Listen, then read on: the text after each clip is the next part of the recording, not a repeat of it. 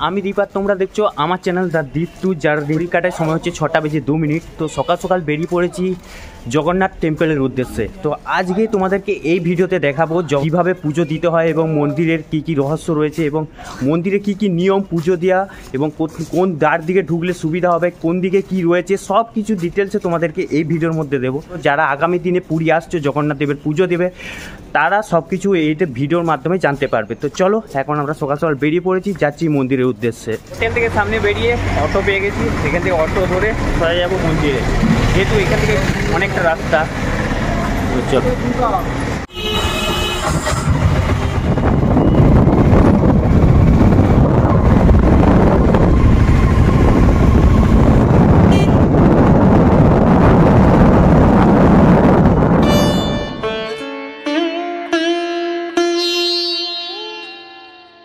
জয় জগন্নাথ স্বামী নয়নপথগামী ভবতু। তো এখন আমি রয়েছি আমাদের 4 ধামের মধ্যে ইষ্টধাম জগন্নাথ ধাম টেম্পলের সামনে। আমাদের ভারতে যে বিখ্যাত 4 ধাম রয়েছে, বদ্রীনাথ ধাম, দ্বারকানাথ ধাম, রামেশ্বরম ধাম এবং পুরীর জগন্নাথ ধাম। এই জগন্নাথ ধামই হলো আমাদের 4 ধামের মধ্যে শ্রেষ্ঠ ধাম। শাস্ত্রে বলা হয়, বাকি 3টে ধামের যাত্রা সম্পন্ন করে সবার শেষে জগন্নাথ দেব পুরীর যাত্রা করতে হয়।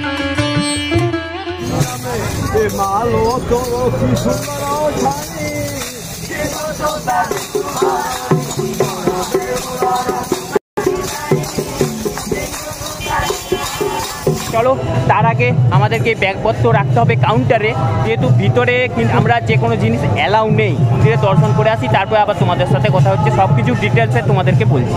বেরিয়ে পড়লাম জগন্নাথ দেবের দর্শন করে। তো খুবই ভালো দর্শন হলো, আর প্রচণ্ড ভিড় ছিল। তো ভালোই খুব সুন্দর কিন্তু দর্শন করেছি। তো ভিতরে অ্যালাউ ছিল না বলে তো তোমাদেরকে তো দেখাতে পারলাম না। যারা আসবে তারা তো নিজের স্বচক্ষেই জগন্নাথ দেবের দর্শন করে যেও। মন্দিরে প্রবেশ করার সময় কিন্তু মোবাইল, জুতো সব কিছু কাউন্টারে কিন্তু জমা দিতে হবে। এইখানে কিন্তু অনেক কিন্তু ফ্রি কাউন্টার রয়েছে। ফ্রি কাউন্টারে জমা দেওয়ার সময় কিন্তু হাতে কিন্তু একটা টোকেন দেবে, আর টোকেনের মধ্যে আপনার মোবাইল নাম্বারটা লেখাতে হবে। মোবাইল নাম্বারটা কিন্তু আপনার পাসওয়ার্ড। মোবাইল যখন আবার ফেরত নিতে হবে মন্দির থেকে ঘুরে এসে, তখন মোবাইল নাম্বারটা বলে সব কিছু মোবাইল, জুতো এগুলো ফেরত নেওয়া যাবে। তো মোবাইল নাম্বারটা হচ্ছে আপনার পাসওয়ার্ড। দর্শন তো হয়ে গেল, এবার তোমাদের মন্দির চত্বরের চারিপাশে ঘুরিয়ে দেখায় এবং কি কি রয়েছে সব কিছু সম্বন্ধে আমাদেরকে একটু জ্ঞান ধারণা দিয়ে দিই। এই পুরীর মন্দিরে প্রবেশ করার জন্য রয়েছে 4টি দরজা। একদম পূব দিকে রয়েছে সিংহদ্বার, এর ঠিক উল্টো দিকে রয়েছে ব্যাঘ্রদ্বার, উত্তর দিকে রয়েছে অস্ত্রদ্বার এবং দক্ষিণ দিকে রয়েছে হাতিদ্বার বা হস্তির দ্বার। পুরী শ্রী জগন্নাথ মন্দিরের 4টি ভাগ: মূল মন্দির, জগমোহন, নাট মন্দির ও ভোগ মণ্ডপ। এই 4টি মন্দিরকে ঘিরে আছে একটি উঠোন, যার নাম ভিতর বেড়া বা ভিতরের প্রাঙ্গণ। উপর থেকে যদি এই মন্দির প্রাঙ্গণকে দেখা হয়, অনেকটা কুর্ম অর্থাৎ কচ্ছপের মতন দেখতে লাগে। তাই ভিতর বেড়া বা ভিতর প্রাঙ্গণের আরেক নাম কুর্ম বেড়া।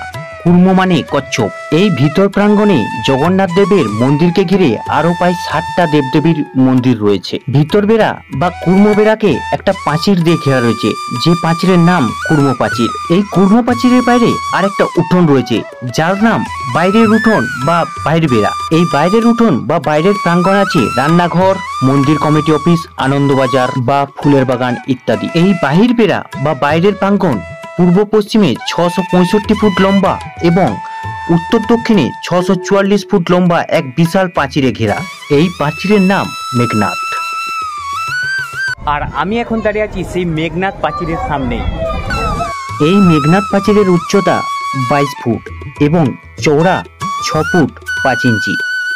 লক্ষ্মী পুরাণ অনুযায়ী সমুদ্রের গর্জন থেকে রক্ষা পাওয়ার জন্য স্বয়ং জগন্নাথ এই প্রাচীর নির্মাণ করেছিলেন। এই যে প্রাচীর, এটা হচ্ছে মেঘনাথ প্রাচীর। তো এই প্রাচীরের জন্যই নাকি বলা হয় বাইরে সমুদ্রের গর্জন ভিতর অবধি পৌঁছায় না।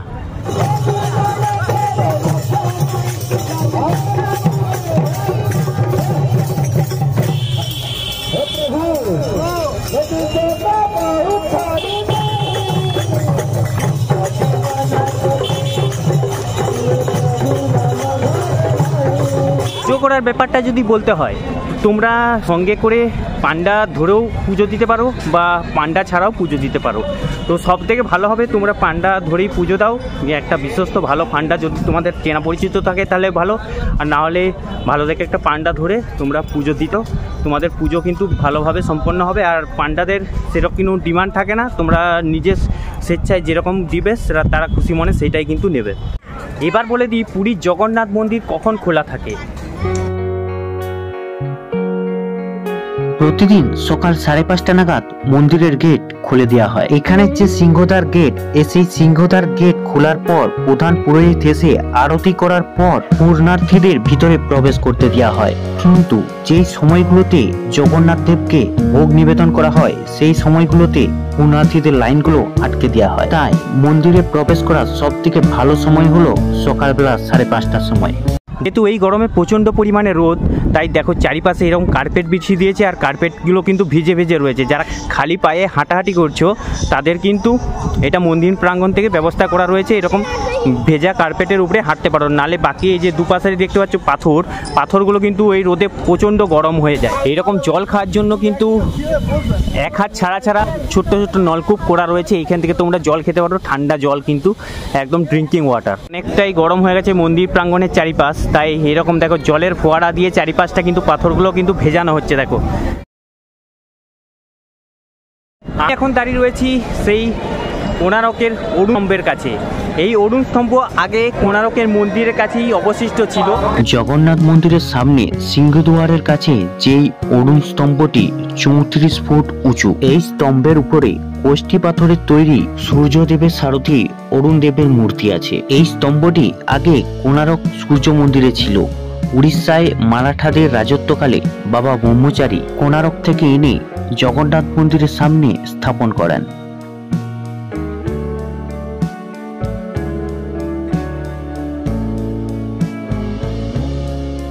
জগন্নাথ দেবের প্রসাদকে মহাপ্রসাদ বলা হয়। কেবলমাত্র রান্নাঘরে তৈরি ভোগই জগন্নাথ দেবকে নিবেদন করা হয়। সকালবেলা দেয়া হয় গোপাল বল্লভ ভোগ বা বাল্যভোগ। এতে থাকে খই, নারকেল খণ্ড, খোয়ার পেঁড়া, কলা। এরপরে দেওয়া হয় রাজভোগ। রাজভোগে থাকে খিচুড়ি, কানিকা অর্থাৎ পোলাও, শাক ভাজা এবং মিষ্টি। এরপর দুপুরবেলা দেওয়া হয় ছত্রভোগ। এতে থাকে খিচুড়ি, ঘি ভাত এবং বিভিন্ন রকমের পিঠে। সন্ধ্যাভোগে দেওয়া হয় বিভিন্ন রকমের মিষ্টি। এবার রাত্রিবেলায় বড় সিংহার ভোগে দেওয়া হয় পিঠে, মিষ্টি, পোখাল, পোনা অর্থাৎ শরবত, ক্ষীর এবং কলা বড়া। এই জগন্নাথ দেবের মহাপ্রসাদ তৈরি হয় সম্পূর্ণ মাটির হাঁড়িতে। এইখানে কোনো ধাতুর জিনিস রান্নার কাজে ব্যবহার করা হয় না। বলা হয় উনুনের উপর সারিবদ্ধভাবে 7টি হাঁড়ি চাপানো হয় এবং নিচের হাঁড়িতে জাল দেওয়া হয়, কিন্তু সবার প্রথমে একেবারে উপরের হাঁড়িতে রান্না সম্পন্ন হয়। সবার শেষে সম্পন্ন হয় নিচের হাঁড়ি, অর্থাৎ যে হাঁড়ির নিচে কাঠের জাল দেয়া হয় সেই হাঁড়ির রান্না সবার শেষে হয়। জগন্নাথ দেবের মহাভোগ রান্না করার কাজে যে জল ব্যবহার করা হয় সেটি একটি মিষ্টি জলের কুয়ো। সেই কুয়োর নাম হচ্ছে যমুনা কুয়ো। সেই কুয়োটি রান্নাঘরের পাশেই রয়েছে। এই মহাপ্রসাদ আপনারা যদি নিজের থেকে কিনতে চান তাহলে মন্দিরের ভিতরে আনন্দবাজার নামে স্টল থেকে আপনি ভোগ সংগ্রহ করতে পারেন। ভোগের মূল্য 200 টাকা থেকে শুরু হয়। এই জগন্নাথ মন্দিরের ধ্বজা প্রত্যেক দিন বিকেল 4:30 থেকে 5টার মধ্যে তোলা হয়। এবার সিজন অনুযায়ী সময়টা একটু এদিক ওদিক হতে পারে। এই জগন্নাথ মন্দিরে যারা ধ্বজা পাল্টায় তারা বংশ পরম্পরায় বহুদিন ধরে এই কাজ করে আসছে।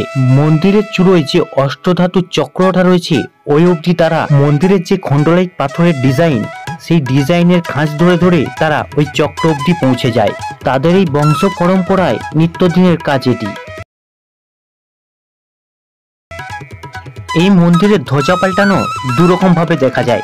এক মন্দিরের ভিতর থেকে দেখতে পারেন বা বাইরে থেকে দেখতে পারেন। যদি আপনারা মন্দিরের ভিতর থেকে দেখেন তাহলে মন্দিরের পশ্চিম প্রান্ত অর্থাৎ যেখানে সূর্যদেবের মন্দির রয়েছে সেখান থেকে আপনারা স্পষ্ট দেখতে পাবেন। আর যদি আপনারা বাইরে থেকে দেখেন তাহলে মন্দিরের পশ্চিম প্রান্তে যেখানে ব্যাঘ্রদ্বার রয়েছে সেই ব্যাঘ্রদ্বারের বাম দিক থেকে আপনারা স্পষ্ট দেখতে পাবেন ধ্বজা পাল্টানো।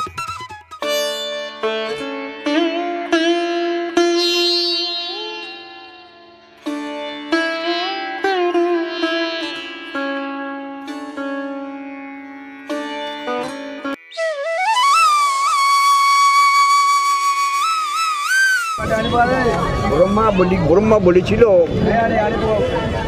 তার ব্রহ্মার পুত্র বলেছিল, তুই যখন মন্দির প্রায় শেষ হবে একটা বিশ্বস্ত কারো কাছে দিয়ে তোমরা চলে যাবো ব্রহ্মলোকে, আমাকে আহ্বান করবে, আমি এসে এই মন্দির উদ্বোধন করব। হিস্ট্রি, এটা অনেক হিস্ট্রি আছে। কিন্তু ব্রহ্মা আর নারদ মুনি যখন চলেছেন, দেখুন অনেক ফেরা আছে, ব্রহ্মার এক রাত্রি একদিনই 2000 যুগ, আর আমাদের এক রাত্রি দিনই 24 ঘন্টা। হ্যাঁ, ওটা দেবতাদের একটু বেশি। সমস্যার কোথায় সমাধান এখানে দেখো। তাহলে ব্রহ্মার হচ্ছে পুরো একটা দিন হচ্ছে 2000 যুগ। তাহলে এইবার নারদ যখন নারদ যখন ইন্দ্রদুম্নকে নিয়ে ব্রহ্মলোকে চলে যাচ্ছেন, ব্রহ্মাকে নিয়ে আসবার জন্য মন্দির প্রায় শেষ। বিদ্যাপতির ব্রাহ্মণ তার হাত থেকে সম্মত করে গেল, তুমি এই কার্যটা শেষ করো, আমরা চলে যাচ্ছি ব্রহ্মলোকে। ব্রহ্মাকে আনবো, ব্রহ্মা আসলে সে ব্রহ্ম উদ্বোধন করবে। কিন্তু ওরা যখন ব্রহ্মলোকে চলেছে, মাঝপথে যেতে যেতে তখন মহাপ্রলয় হয়ে গেল। মহাপ্রলয় কি হলো, এই মন্দির টন্দির সব বালিতে ঢাকা পড়ে গেল, বালিতে ঢাকা পড়ে মন্দির টন্দির সব বালিতে ঢাকা পড়ে গেল। কি হলো, মানে গালব দেশের রাজা সে একদিন কি করলো, মহাপ্রলয় হয়ে গেল, আমি একটু সমুদ্রের ধারটা ঘুরি আসি। আস্তে আস্তে ঠিক এই জায়গাটায় এসে ঘোড়ার খুঁটটা, ওই যে চক্র আছে না, ওই চক্রের মাঝখানে পা ঢুকে গেছে। বালি, মানে তখন তো বালির নিচে ছিল মন্দির, বুঝতে পারিনি। এখন সোয়ার ঘোড়াকে করছে, ঘোড়া পাতুল দিকে তুলতে আটকে গেছে। গালবরা তখন চিন্তা করলো, তো এত কষ্ট করি আমার এই ঘোড়া তো যেমন ঘোড়া না, নামলো, নেমে আস্তে আস্তে বালি ফাঁক করে দেখো পা একটা চক্রের মধ্যে ঢুকে গেছে। ওই চক্র সুদর্শন চক্রটা, সুদর্শন চক্রটা চক্রের মধ্যে পা ঢুকে গেছে। অনুগতিকে বার করিয়ে এইবার গালবরাজ নিজের দেশে চলে গেল, লোকজন আনতে বালি সরাই দিয়ে এর মধ্যে কি আছে। গালবরাজ বালি সরিয়ে সে মন্দিরটা সব বার করল, তারপর থেকে প্রতিষ্ঠা হলো। অনেক হিস্ট্রি আছে। এদিকে যখন ব্রহ্মার কাছে পৌঁছায়নি নারদ, তখন এদিকে তো মহাপ্রলয় হয়ে গেছে। ওরা গিয়ে নারদ গিয়ে ব্রহ্মলোকে গিয়ে দাঁড়িয়ে আসছে, তখন গিয়ে ওরা যখন পৌঁছে, তখন ব্রহ্মলোকে হরিনাম হচ্ছে। ব্রহ্মলোকে তাহলে সময়ের কত, ব্রহ্মার একদিনই 1000 যুগ, একদিনই 1000 যুগ, আর আমাদের এক রাত্রি 1000, তাহলে 2000 যুগ ব্রহ্মার রাত্রি দিনে, আর আমাদের হচ্ছে 24 ঘন্টা। এই জগন্নাথ দেব মন্দিরে অনেক কিন্তু রহস্য রয়েছে, সেই রহস্যগুলো তোমাদেরকে বলে দিই। মানে অনেক কারণ যেগুলো মানে চোখে দেখলে বিশ্বাস করা যায় না। এই জগন্নাথ মন্দিরকে ঘিরে অনেক কিংবদন্তি, অনেক অলৌকিক এবং রহস্যের গল্প লুকিয়ে রয়েছে। তার মধ্যে যে 3টে রহস্যজনক ব্যাপার রয়েছে সেগুলি হলো, এই মন্দিরে চূড়ার উপরে যে অষ্টধাতু চক্র রয়েছে, সেই চক্রকে আপনি যে দিক থেকেই দেখেন না কেন মনে হবে আপনি সামনে থেকেই দেখছেন। দ্বিতীয় যে রহস্য, এই মন্দিরের যে ধ্বজা, সেই ধ্বজা নাকি বাতাসের উল্টো দিকে উড়ে। তৃতীয় যে রহস্য রয়েছে, এই জগন্নাথ মন্দিরের দিনের কোনো সময় কোনো টাইমে মন্দিরের ছায়া কোনো দিকেই পড়ে না। চতুর্থ যে রহস্য রয়েছে, এই মন্দিরের কিছুটা দূরেই রয়েছে সমুদ্র। এই সমুদ্রের কোনো আওয়াজ মন্দিরের ভেতরে প্রবেশ করে না, তার মূল কারণ হচ্ছে এই মেঘনাদ প্রাচীর।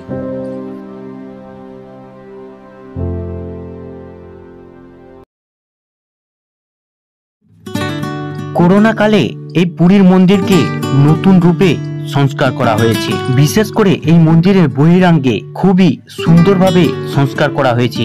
আগে যে এখানে অনেক দোকানপাট ছিল, সেই দোকানপাট সরিয়ে এখানে সংস্কার করে বানিয়ে দেওয়া হয়েছে পরিক্রমা মার্গ, মানে এই মন্দিরকে খুব সুন্দরভাবে চারিপাশ দিকে প্রদক্ষিণ করতে পারবেন। এই ছিল আজকের ভিডিও।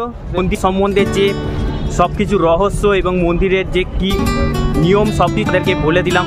তো তোমরা এসো, আগামী দিনে যারা পুরী ঘুরতে আসছো দর্শন করো এইভাবে তোমরা যেভাবে দেখিয়ে দিলাম।